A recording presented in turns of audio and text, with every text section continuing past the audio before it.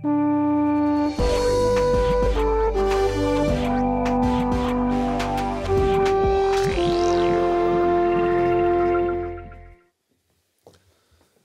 concitoyennes, chers concitoyens, le 12 février prochain, nous voterons sur la troisième réforme de l'imposition des entreprises RIE 3. Cette réforme supprime l'imposition à taux réduit dont bénéficient les sociétés à statut spécial. Nous devons en effet abolir les régimes spéciaux car ils ne sont plus acceptés sur le plan international.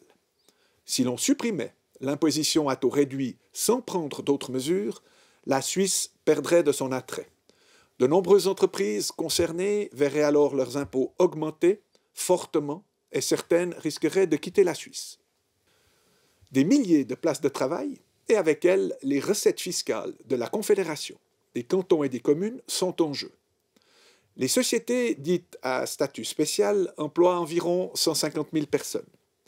Elles représentent près de 50% des impôts sur le bénéfice versés à la Confédération et environ 20% de ceux perçus par les cantons et les communes.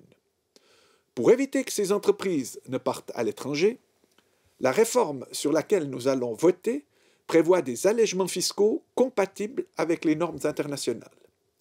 Ces allègements concernent notamment les secteurs de la recherche et du développement. Ils permettent ainsi de favoriser l'innovation et la création de places de travail axées sur l'avenir.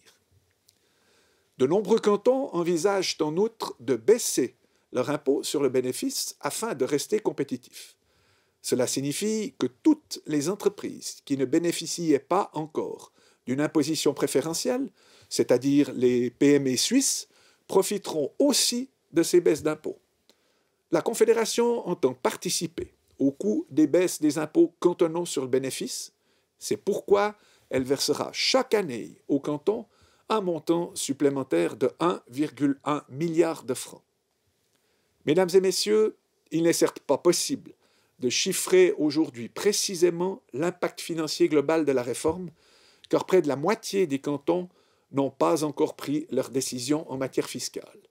Mais nous avons pu constater par le passé que de telles réformes ont conduit à long terme à une hausse de l'ensemble des recettes fiscales.